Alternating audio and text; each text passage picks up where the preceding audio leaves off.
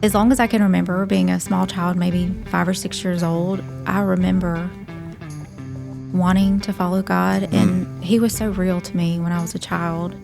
And I remember, I don't know if this actually was my experience at the time or if just as an adult looking back, God showed me that this is how it was. But I remember like this vision of me like sitting on a bed crying, being so alone, but feeling the presence of God so strong in that room that I knew that He was there. And I don't know if I felt that at the time, but now all I can see is that. When I look back at all those years, all I can see is that God was with me. Let's be honest about recovery. The rewards, the challenges. Let's talk about our failures. We are flawed people, after all. Let's challenge the stigmas that weigh us down. Because while most of us are looked at, few of us are seen. Let's talk about addiction. And how Christ overcomes our weaknesses. Because we are loved. Because we are loved. Because we are loved. We are loved. We are because loved. We are loved.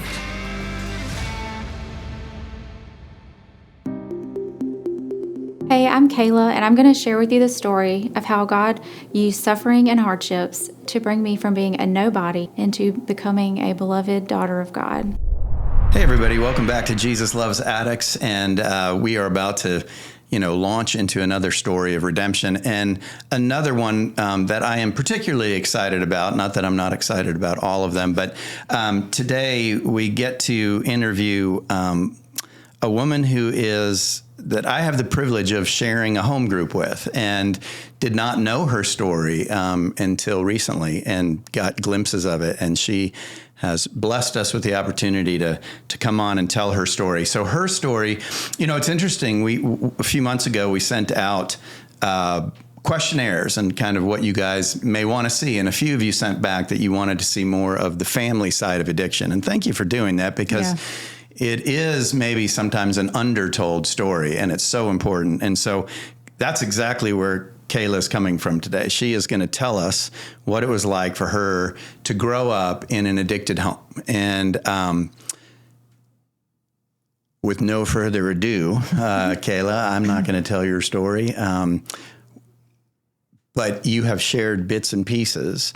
Can you tell us kind of, where does this start for you? You were born into addiction, right? An addicted home. Pretty much. From what my dad's told me, he started using drugs when he was about 12.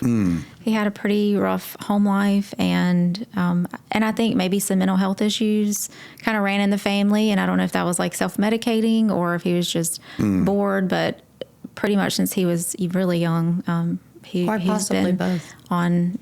He's been on something, and even to this day, still struggles. It's an interesting point you bring up right off the bat, and about self-medicating.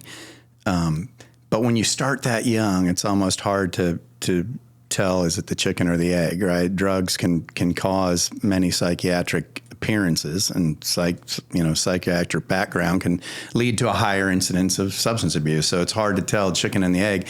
But either way, it doesn't affect your story, because as a child, we're not analyzing mom or dad. We're going, what is going on here, right?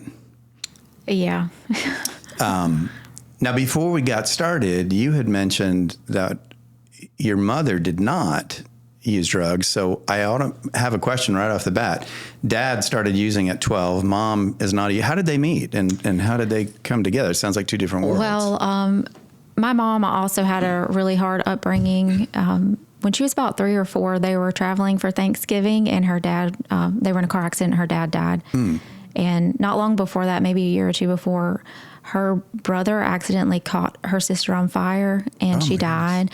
And so from that, my grandmother just had some anger, and she did remarry to an alcoholic who was abusive to my mom. And I think my mom just really wanted out of that situation. And my dad, he was young and ambitious and really charismatic, kind of narcissistic, how they can kind of come across as really like a really awesome, charming, like, man, he's really going to do something with his life. He's going to save me from where I'm at too. Yes. And I don't think she had any idea what she was getting into. Wow. You said that she may also have had some or mental have illness some mental struggles. illness. Yeah.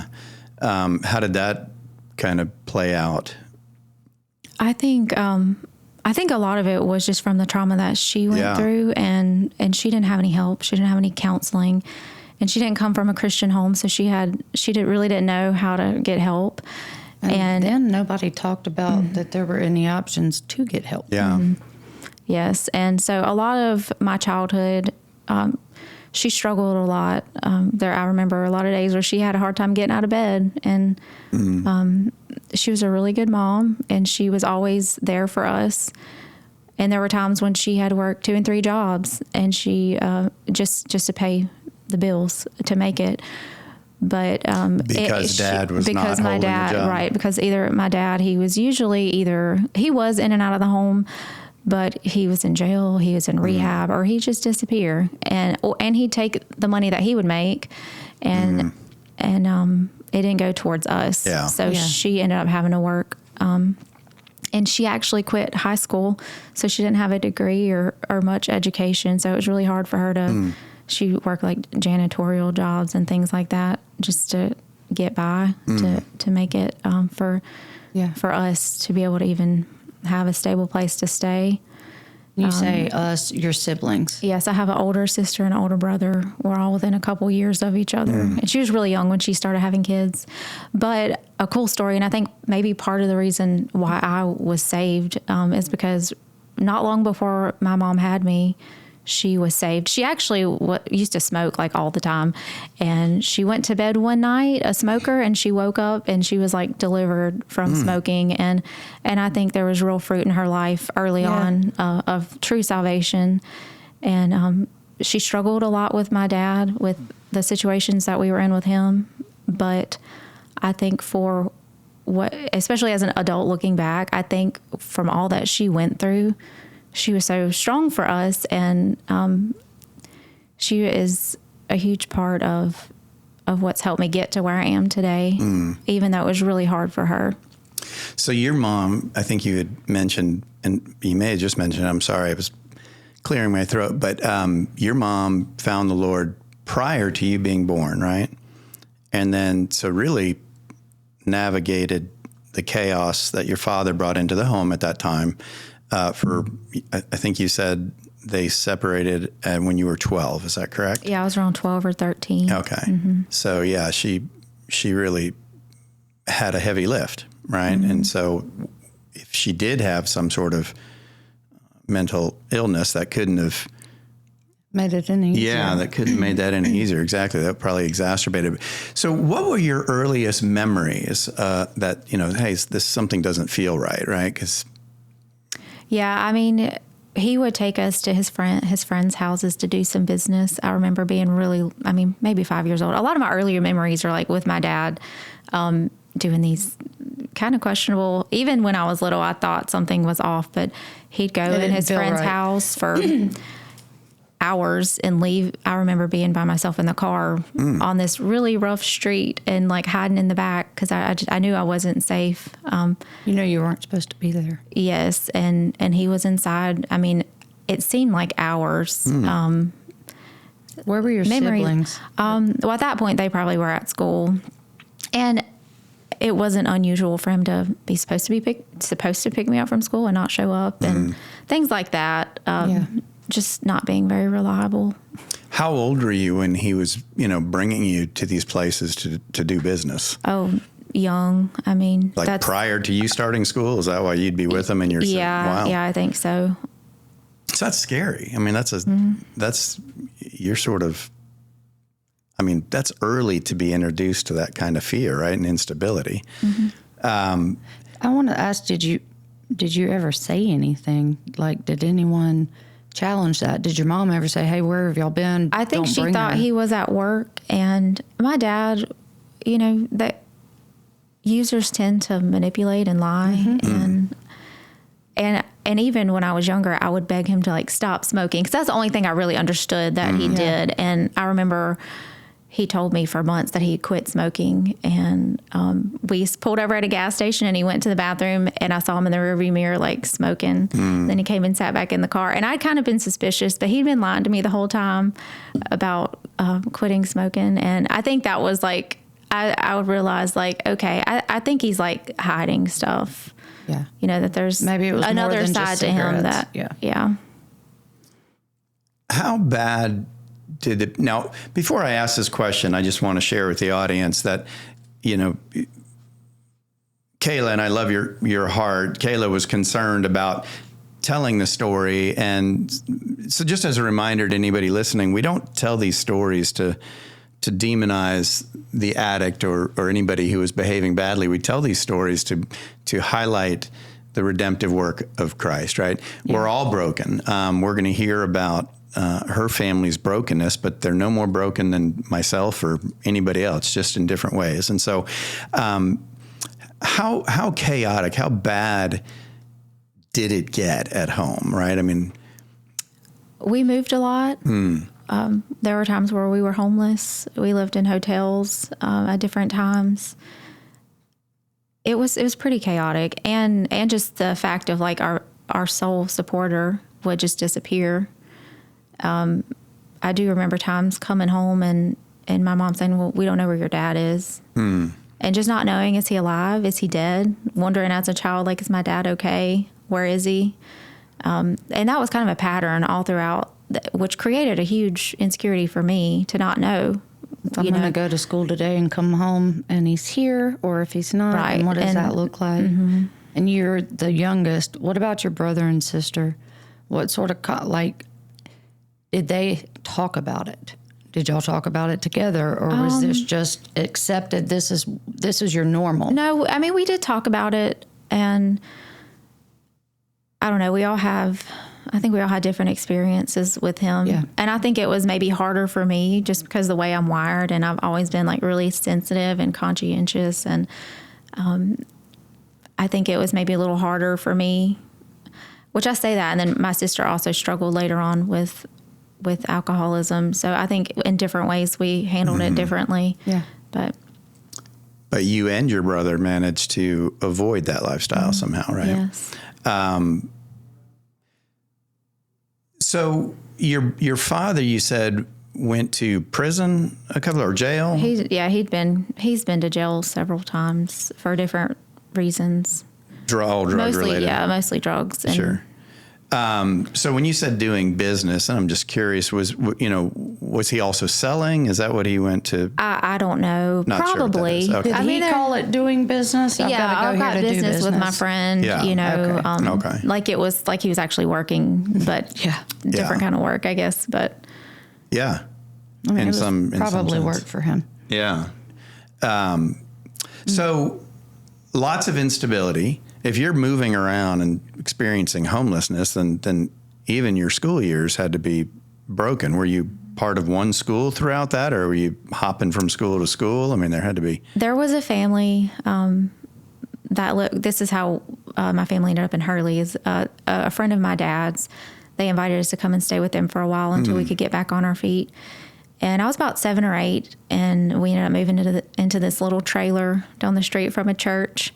And we stayed in that trailer until my mom got remarried later when I was about 13 or 14. So, but at that point, my mom was working more. She was able to work a little bit more and help kind of fill in the gaps and not be so reliant on my dad's income.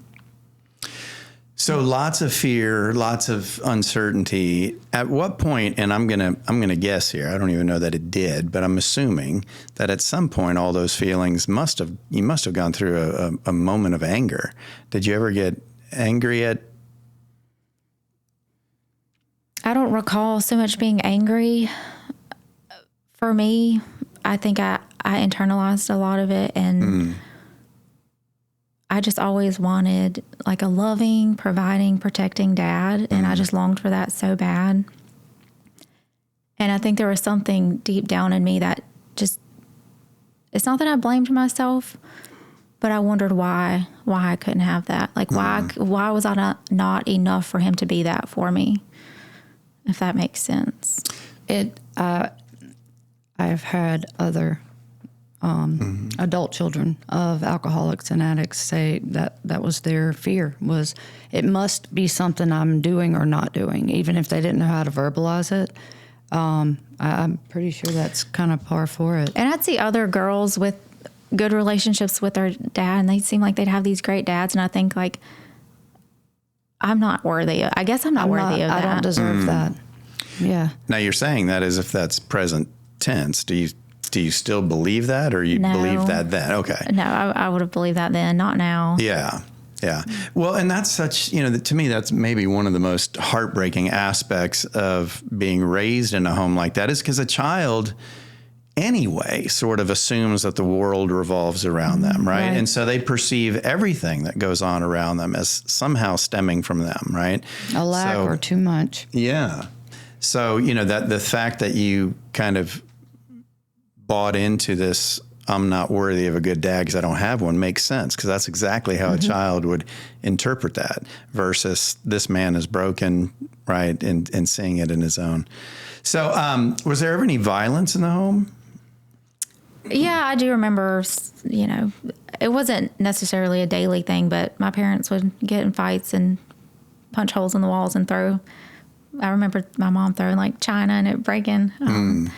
So it wasn't, it wasn't abnormal to see that, but it wasn't like a daily thing. Yeah. So they ultimately divorced when you were 12. Were there lots of breakups in between then? Like, did your mom threaten to leave, or was there lots of back and forth? Or? Well, my dad went to rehab several times, and when he'd come home, he'd be so much better, and he'd be so much more spiritual and grounded for a while. And then it wasn't long before we'd start to see things again. So I think she would see that glimpse of him and like hang on to that, because that's what she wanted. That's what we all wanted. And that's part of what made it so devastating, is because we saw that and it was so close. Yeah. And then he'd be gone again. And then it was like that heartbreak all over again. Was that something that you, your mom, your siblings, that y'all were able to at least talk about together? Or is this, again, each one of y'all experiencing that? I think we did a pretty good job of like talking. Yeah. My mom made it a really good environment for us to ask questions and tell her our concerns. And we were pretty open about a lot of our issues. Yeah. You bring up an interesting concept there, though, about how, well, one, we see what we want to see, right? So your mom would see it, and then, as you said, we all would see it. We'd see this kind of spark of potential in Dad. We'd latch onto it, and then it'd be gone. You almost lose hope in hope, don't you? I mean, you get tired of hoping for the best. Would that be fair to say? Yes. Yeah. And so that becomes what? What happens when you lose hope and hope? I don't know. I don't know. Just for me, I've had to put my hope in God and other. I've seen him come through in other ways, and I don't know what it will look like for my dad in the end. I pray that, and we still pray for him. We don't really know where he is spiritually, because he would say that he's a Christian. He would, but his beliefs are a little bit twisted, and the fruit of his life is a lot of chaos and destruction. So I pray and hope that he really does know the Lord, or that by the end of his life that he will. Sure. And that's not something I'll ever give up. I will never give up that prayer, but I don't know. I guess I view it different being an adult, where I'm not dependent on him anymore. Yeah. It's interesting that you bring up the spirituality. What did that look like in the home? Was it a religious home? Like, was that discussed? Was there nothing about that until a certain age? Like, what did that look like in your home? Where did that fit in? He's always been very spiritual. I would say hyper charismatic, maybe. Like all your life, even when he was in the thick of his addiction, there was that. Yeah, he has. That's what makes it so confusing. Because he'll say some really spiritual things, and when I was younger, I kind of thought he was a lot more knowledgeable and a lot more, like maybe he had a lot more substance. But as I've gotten older, I realized. I was going to say genuine. I realized, as a child. Yeah, I realized as I've gotten older that I think some of that can be a facade for somebody who's really insecure and somebody who just doesn't. I think he maybe feels like he has to prove himself to be a certain way, even though like on the inside it's not, something is not clicking. Genuine. Yeah.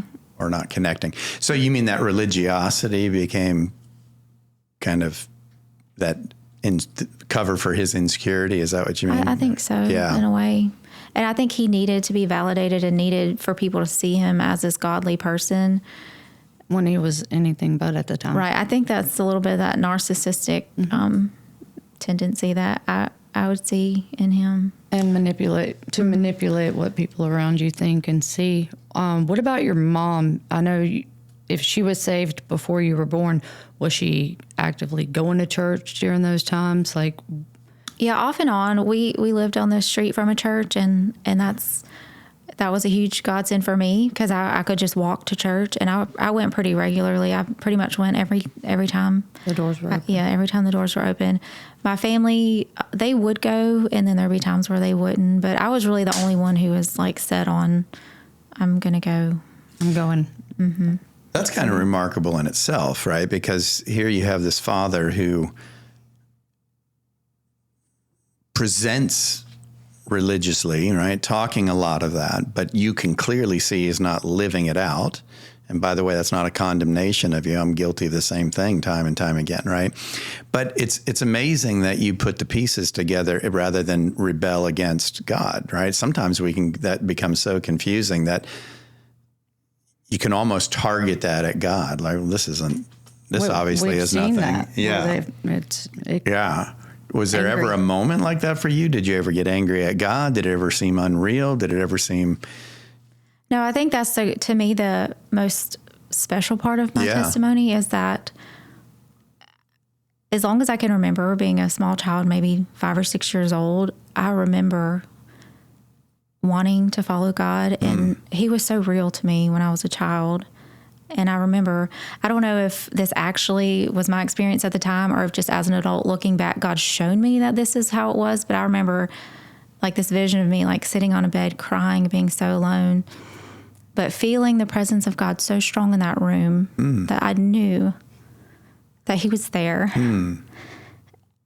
And I don't know if I felt that at the time, but now all I can see is that. When I look back at all those years, all I can see is that God was with me. So I don't know if I felt it at the time, but I always had something in me that felt called. Geared towards him. Yes, I felt this call, and not just to be a Christian, but to live a life that is consecrated, that is like pleasing to the Lord. And that's God's grace. Yeah.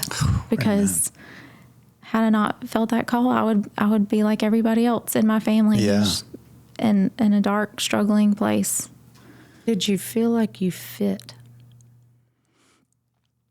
Fit where? With your family? I felt very loved and secure with my mom.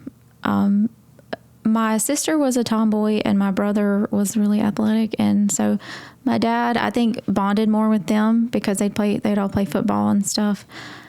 I never felt like my dad really saw me. And I always just wanted him to see me. Even when he was looking at me, it's like he just could not see me. See you for who you were. Yes. And I always wanted that. And even now, I don't, he still has a hard time just like looking and like connecting and seeing me. So. And you still want that? Yeah. I do.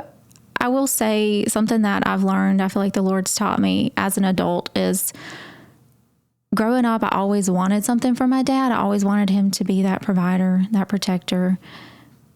And you know, we grew up poor. We grew up in poverty, and I needed somebody to provide for me. But as an adult, I feel like God kind of led me to this place where I could just not need anything from my dad anymore, and realize that he just can't provide that for me. And to just love him for who he is and where he is and where he's at, that helped me. That's helped me so much in my relationship with him, and to not feel dependent on him in any way. Like, God has provided everything I've needed. I really don't need anything from him anymore. And I think it's been really healthy for me to have that ability to look at him and kind of see him for who he is, and in a loving way.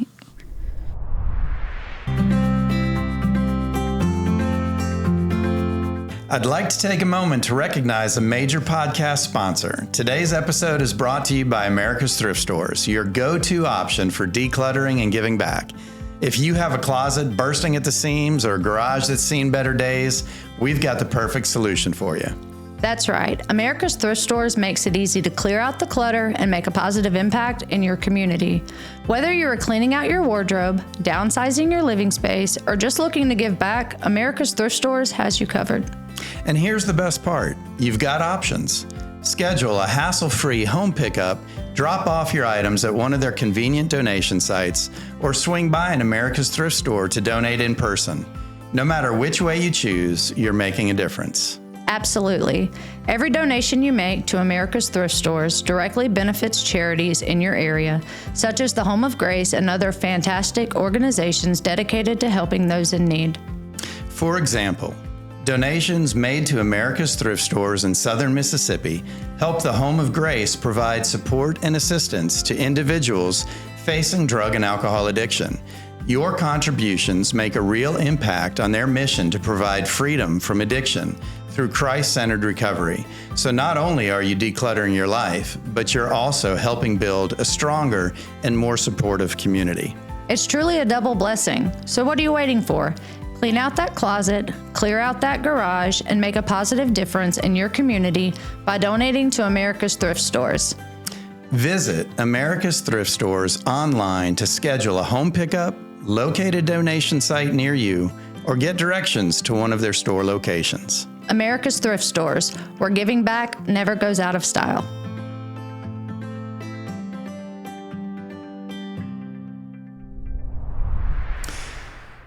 You know, Kayla, in some ways, I think you're speaking right to the heart.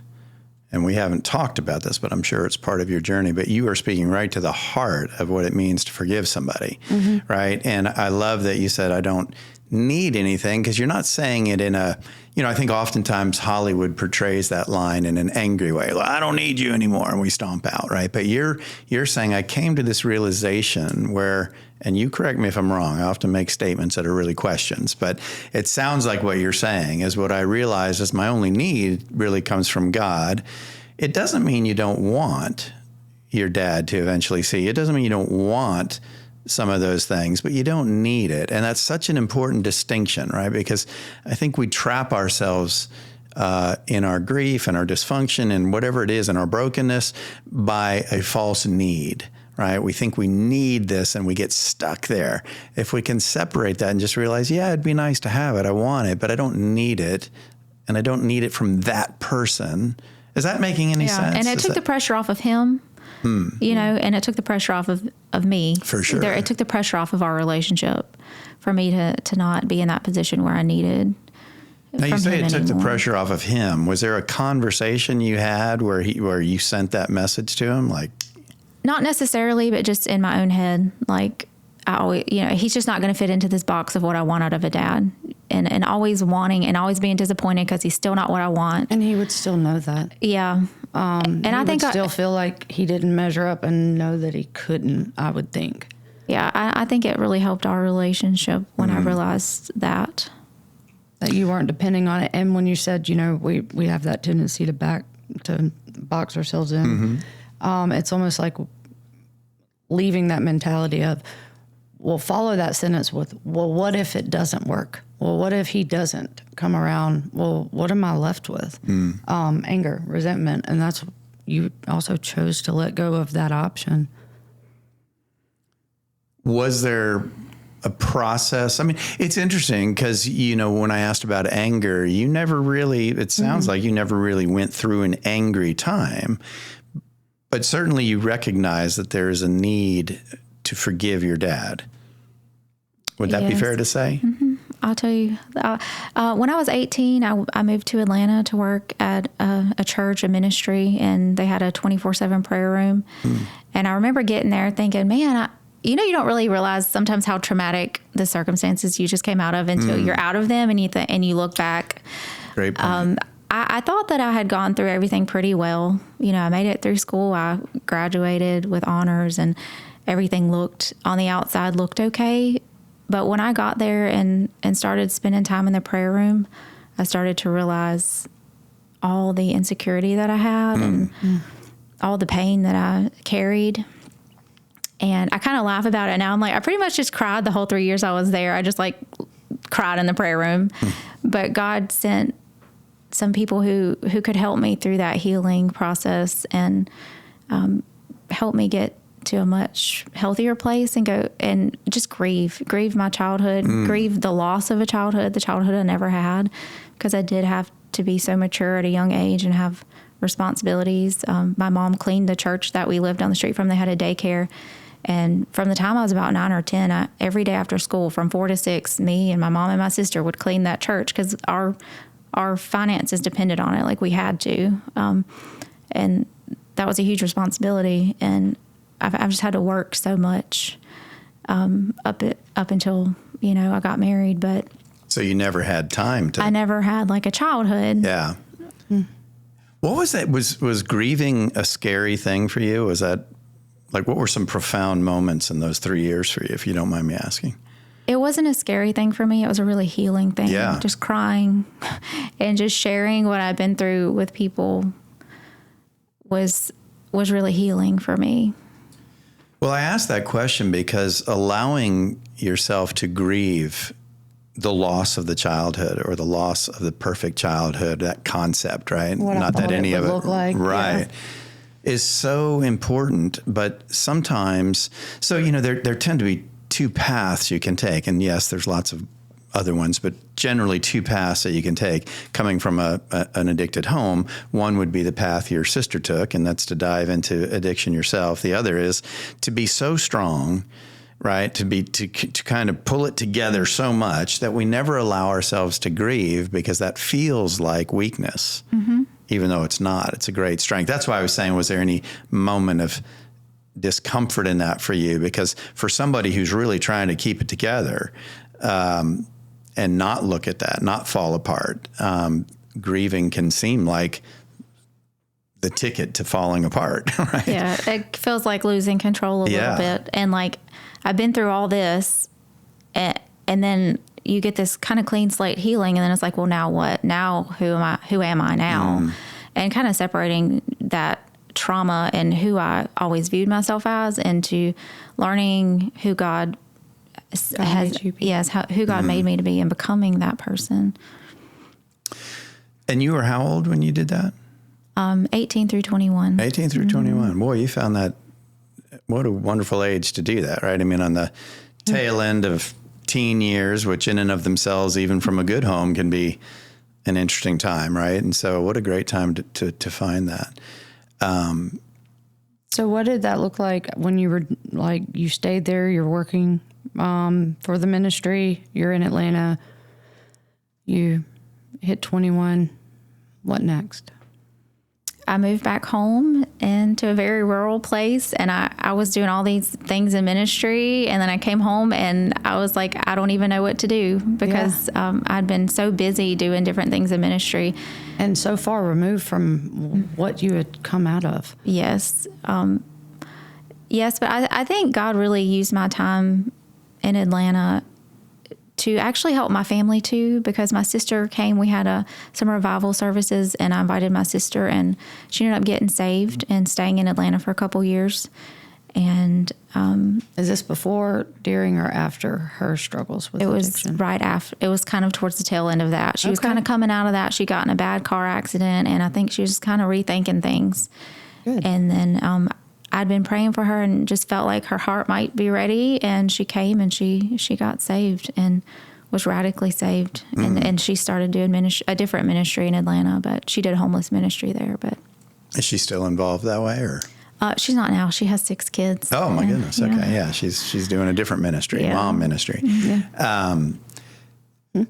What did, if you don't mind me asking, I know you have a wonderful husband now.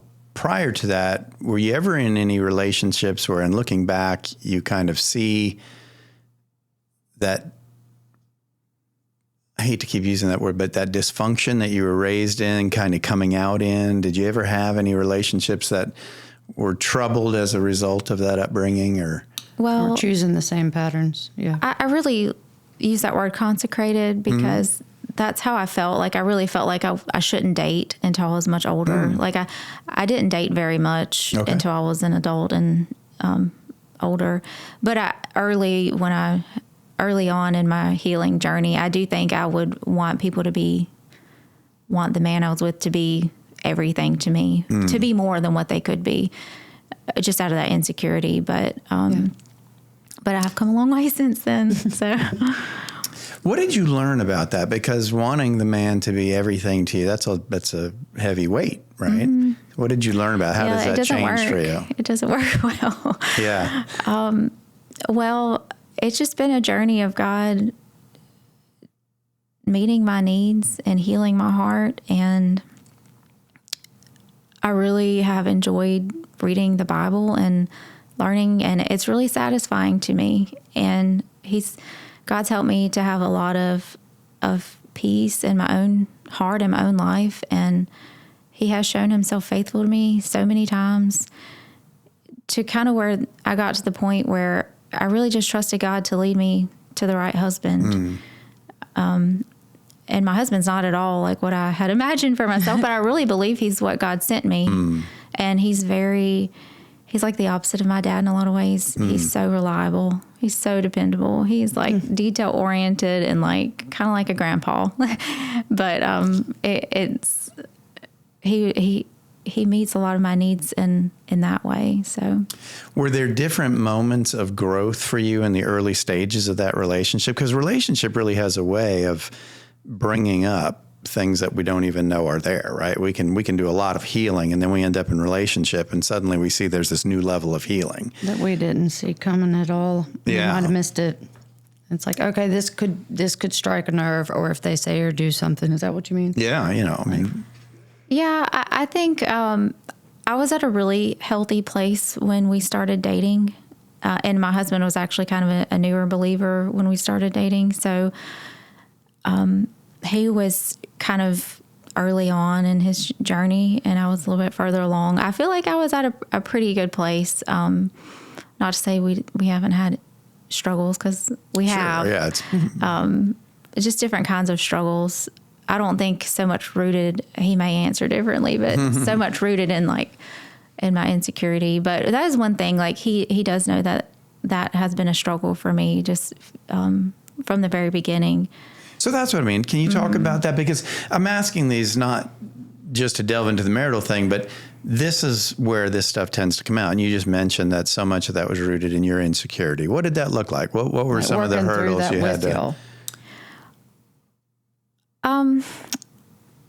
It's kind of hard to say. I think just he learned early on that I don't do well with people not doing exactly what they say they're going to do, or following through. But he's been very good to be very careful with not making me feel, I don't know. He's just always loved me. Like I told him early on about my past with my family, and he's been such a good listening ear and support for me from the very beginning. And he's been very careful to give me a safe space and not make me feel insecure about who I am. But I will say, just growing up in poverty and with an addicted father who's not present,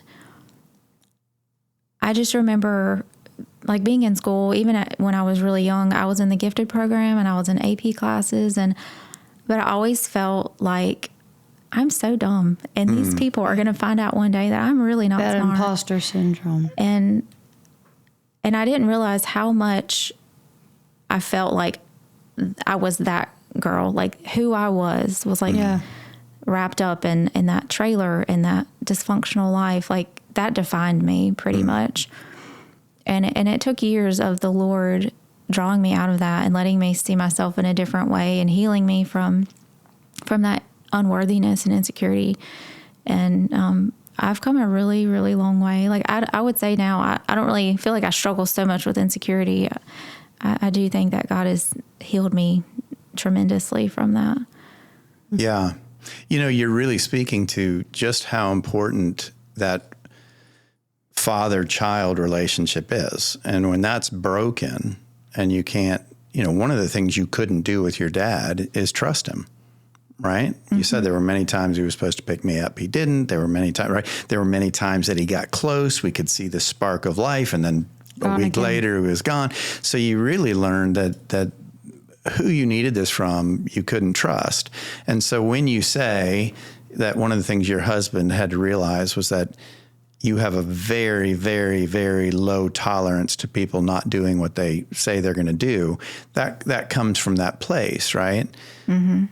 Even though intellectually and spiritually, I think you recognize nobody's perfect. We're all going to let each other down at some point. And how do we navigate that in a healthy way? Because as good as your husband is, he's going to let you down from time to time, right? Yeah. It's just human nature. So that concept of not, having that very low tolerance for people not doing what they say is really rooted in fear, right? That you mm-hmm. grew up in. It's what you saw your whole life. I think so, yeah. And just that abandonment. Yeah. And in friendships too, I've had it. I've struggled more in friendships because friends come and go, mm-hmm. and I'm the type of person, if I'm like really your friend, then I'm like there for you forever.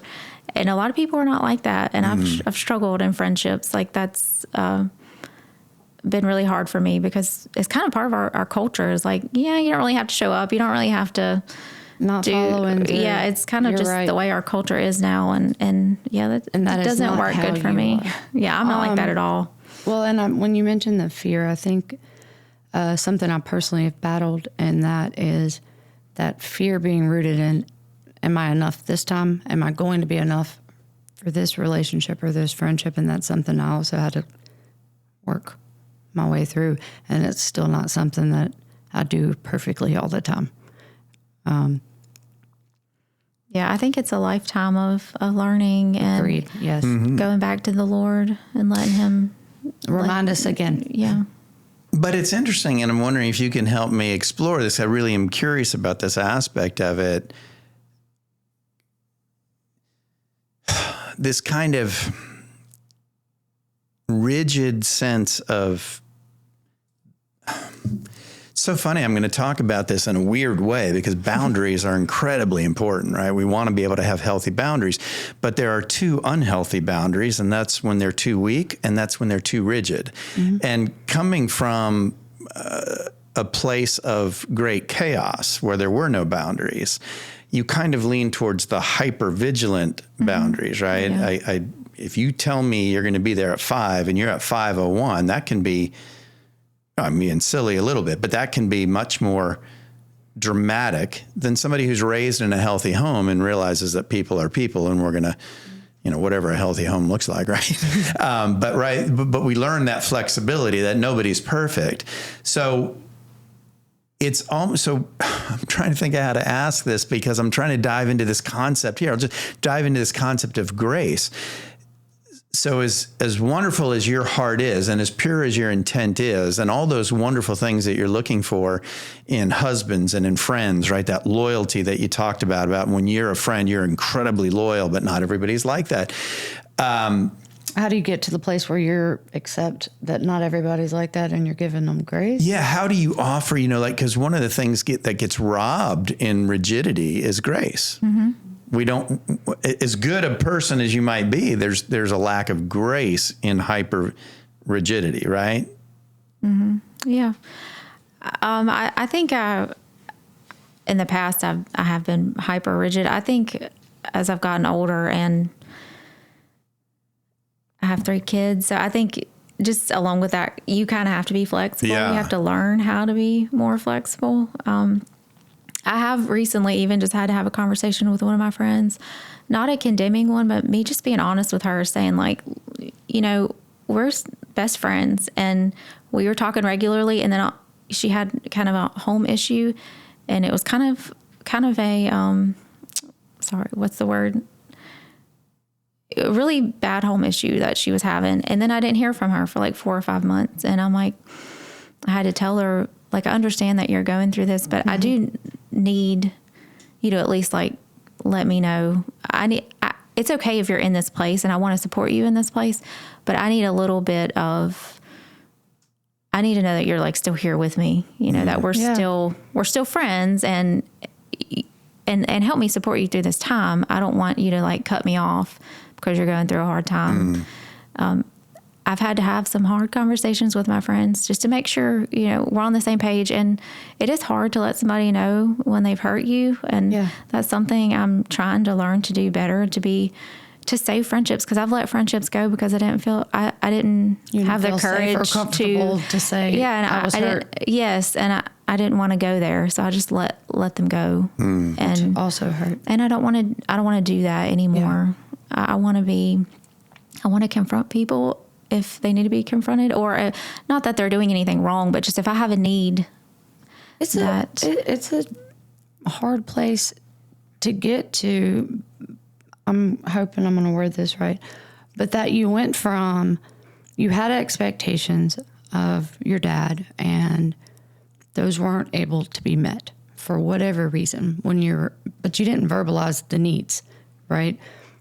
To come into a place now where it's like, hey, look, I absolutely respect and understand where you're coming from, but I'm still going to acknowledge that I do have a need in this.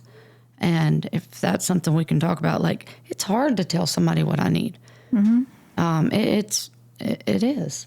Well, especially when that didn't mean much in the past, right? I mean, for you to have voiced what you needed in that broken home, it would have gone by the wayside anyway. Not because of intent, right? As you're so wise to point out, it's not because dad thought, ooh, how can I avoid giving my daughter what she wants? It's because the addiction just drives you to fulfill your own needs. It's just blind to other people's needs. So yeah, it's a hard bridge to cross to move from a place where my own needs didn't matter to now expressing them. Yeah, it feels very vulnerable. It is vulnerable. I don't like it, but I think that at this point in my life, it's kind of necessary if I'm going to have like really true friends that they understand kind of where I'm coming from. And yes, I've come a long way, but still this is kind of like the fabric of who I am too. These are my values, and I want to have a healthy relationship. So I feel like I need to let you know that I have these certain needs in friendships. Sure. So, well, how is that also, you are demonstrating to your children how to have that voice and how to have what you didn't have. And that to me matters just as much, if not more, on that they can have those hard conversations. Hey, look, I had to do this.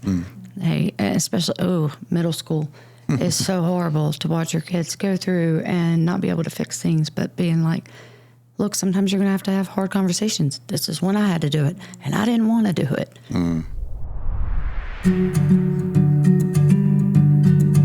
Before we go any further, let's take a minute to address the man or the woman listening to today's episode and wishing for a better life. Or maybe addiction has completely overtaken a family member or a friend. You are not alone. As you may know, the Jesus Loves Addicts podcast is produced by the Home of Grace, a Christ-centered addiction recovery program in South Mississippi with over 60 years of experience. The Home of Grace has residential programs ranging from 30 days to 12 months. With 2 separate campuses for men and women, they are fully staffed with caring individuals who want nothing more than to guide you to a life of recovery. Services include individual and group counseling, marriage and family counseling, classes, workshops, GED, and workforce training, all grounded in biblical principles. And because of donations from the community, the cost of the program is incredibly affordable. Thousands of alumni from across the country can tell you there is no other program in the world quite like the Home of Grace. If you want to start a new path to recovery, don't wait. Speak with an admission specialist today.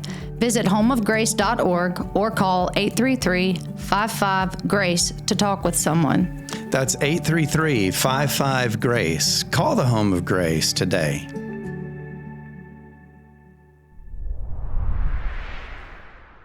So, Kayla, you know, you're talking about this ability to express your needs to friends, tell them what they want, stepping into that place of kind of creating healthy boundaries. But even in that process, and even in all the healing that you've done, sometimes those old things rear their head, right? I think about that scripture where Paul says, in his Christendom, he says, I have to die daily. I die daily. And so what he's talking about is every morning he has to wake up, recognize that he's in the flesh, kill those things of the flesh, and then march on in the spirit. So my question is, because it's remarkable that you, really remarkable that coming from the background you do, that you do this so well. But I would imagine that the dance here for you is finding that balance between expressing my needs, but maybe evaluating my needs before I do to see how much of this is my own insecurity. What is this a genuine need, or is this me being insecure? Right. Yes. With that confrontation I just had, I prayed for about 2 months and agonized over it. Like, Lord, if this is just me, like show me.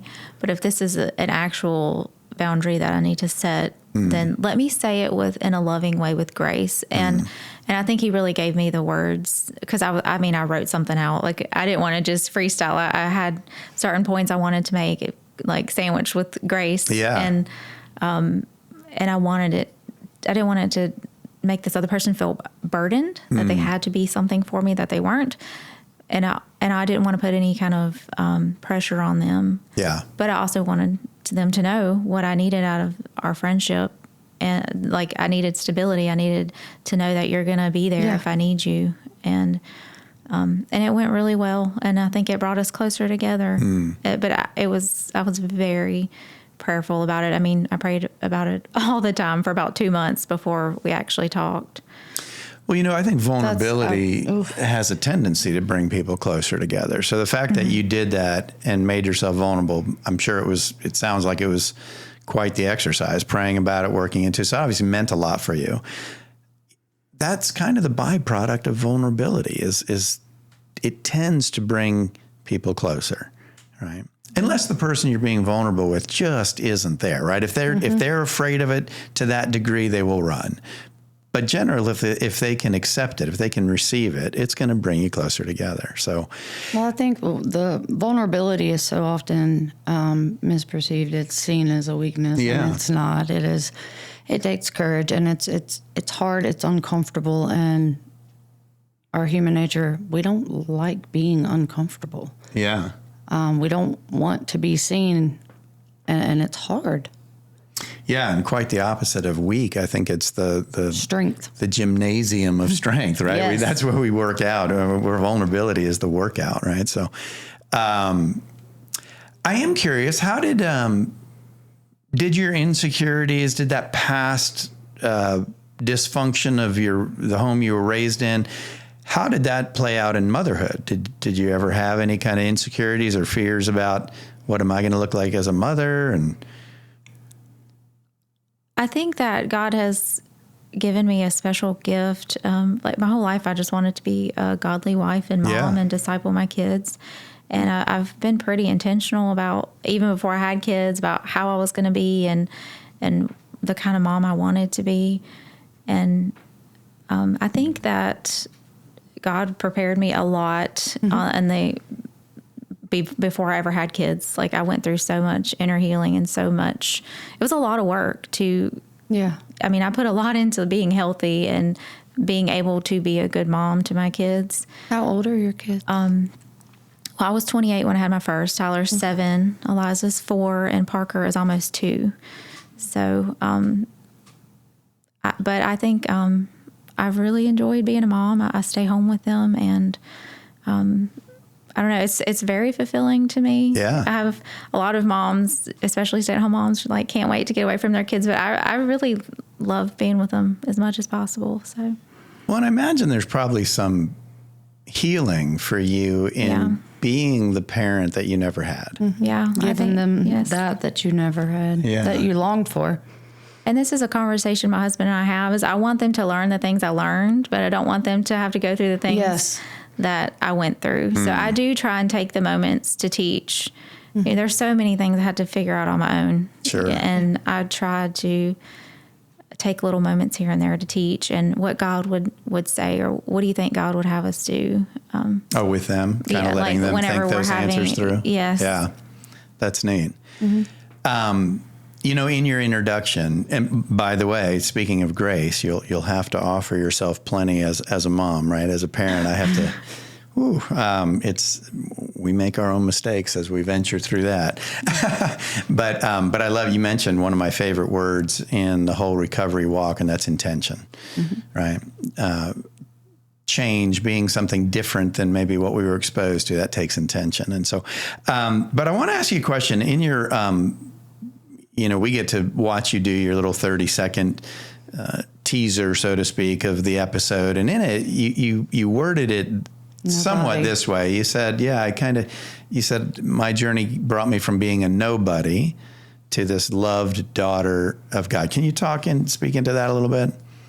Yes, because I say that because my whole identity was wrapped up in who my dad was and the dysfunction of my family. And that's just how I saw myself. I saw myself as dumb, worthless. And I mean, I would have never said that, but deep down, that's really how I felt. And it took me a long time to actually get that out. Like, this is really what's going on under the surface. Yeah. And this is really kind of the core of the anxiety and the depression and the social anxiety that I used to feel, was just this worthlessness deep down. But God saw me in that place as a small child, and he pulled me out of that. And he has given me, through reading his word, through church family, he's given me such a solid foundation to put my feet on, and a beautiful home life with a beautiful family. And like I said, I had to be very intentional about the healing and what it took to get here. But so much of that was just covered in the grace of God to get me from that person to who I am now. And if I would have known, 15 years ago that this is how I was going to turn out, like that I was going to be okay, because I really didn't know for a while there. Like, it's like, what does the future look like? First, when you have such a dysfunctional family, what is my family going to look like? Am I going to be able to do this? Yes. So he brought me from having such a low view of myself to this security and this peace, and a lot of that anxiety that I used to feel, it's just dissipated over the years of reading the word and focusing on God's truth and who he is. It's just, it's really a miracle the way that he has transformed my mind. Well, and kind of that bubble of grace he put around you in the midst of it, right? You just said something that I think is an important distinction to make, right? Because when you hear that line coming from being worthless to being this child of God, you just said the perception of myself. Right. And I think that's an important distinction. So in looking back, do you really think you were worthless, or do you think you just didn't have the right perspective? You just weren't seeing yourself through Christ's eyes yet? As a mom, I look back and my heart is broken for little 5-year-old Kayla, because all children are so precious. And I wish there would have been somebody to kind of show me that when I was younger. But it gives me a heart for kids who are in that now. It really does. Like, I want to, in as many ways as I can, to show children that I see them and that they have value, and that somebody sees them, kids who are in that situation. Yeah, it's interesting. You've used that term several times. So feeling unseen, right? That there's a, maybe you can speak to this, there's in the family roles, there tends to be a lost child, that person who, in some ways, you're speaking to that, and like you just felt lost. There was no, like, invisible. Well, you were the youngest, and you said your brother was really athletic. Yeah, my sister was like in trouble all the time, and my brother was really athletic and smart and popular. So and then there was me, who was very quiet and insecure, and I'm just wired different. Yeah. So Yeah. So one was a squeaky wheel that demanded attention. The other was celebrated for his talents, and you're lost in the shadows. And you mentioned social anxiety. Was there a period in your life where did you tend to be a loner? Yes. I mean, I've always had a group of friends, but definitely when I got out on my own and through high school and college age, I struggled a lot with social anxiety. And like in high school, I remember like going out to eat at driver's ed and everybody would order and we didn't go to restaurants. So, I mean, I remember being like terrified. Like I didn't know how to order food. I was like, all these people know stuff that I don't know. That's how I felt in social situations. Like all these people with normal families, they know how to function. They know how to do things. And I don't know any of that. So I felt like there was like this target on my head of like, this girl doesn't know anything. And you'd rather not do it at all. Yeah. That's so interesting, though, Kayla, that you bring that up, because those are things we don't even think about, or the very minutia, right? Like even the insecurity of ordering at a restaurant, right? You just said your family being so dysfunctional, you never did that. I would imagine part of that was because your family wanted to stay close to home because you didn't want to expose the chaos. You didn't want that out in the open. Would that be fair to say? Well, a lot of it was financial, but yeah, I mean, we did go, I mean, we went out and about, but we didn't like sit at restaurants and like order food like normal people. I don't know. We just didn't do that. But was there a sense of having to keep the family secret?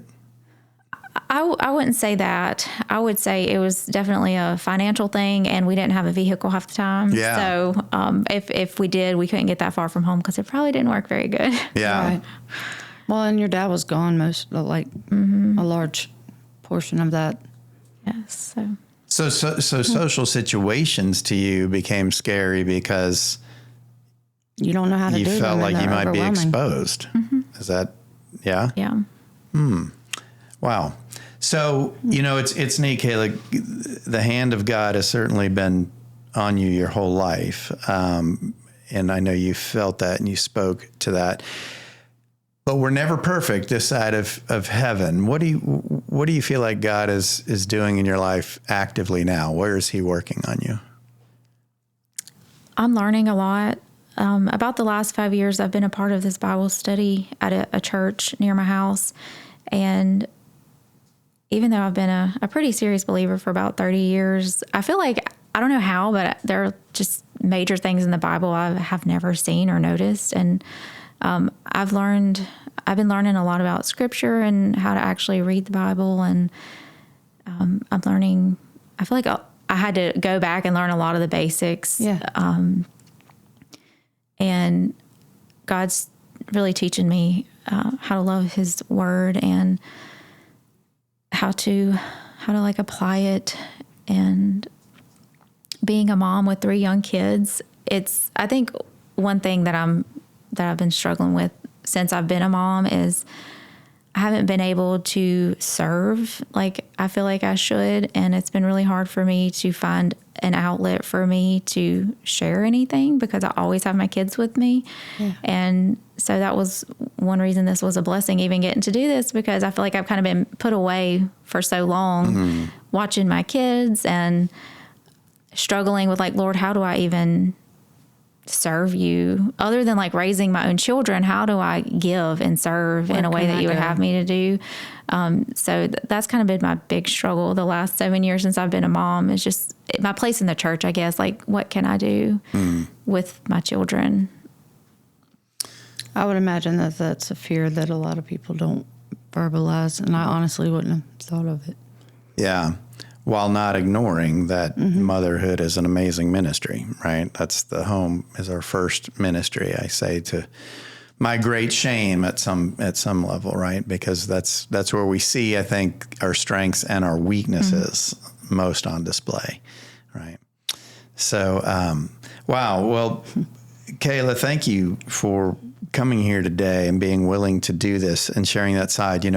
I know there are so many people who need to hear this and see what you've been through and recognize that if you're out there and you were raised in a similar home and you're feeling these feelings, if nothing else, you know that that's normal, right? You can stop saying, am I crazy? You're not crazy. It is the byproduct of insecurity, of dysfunction, of chaos.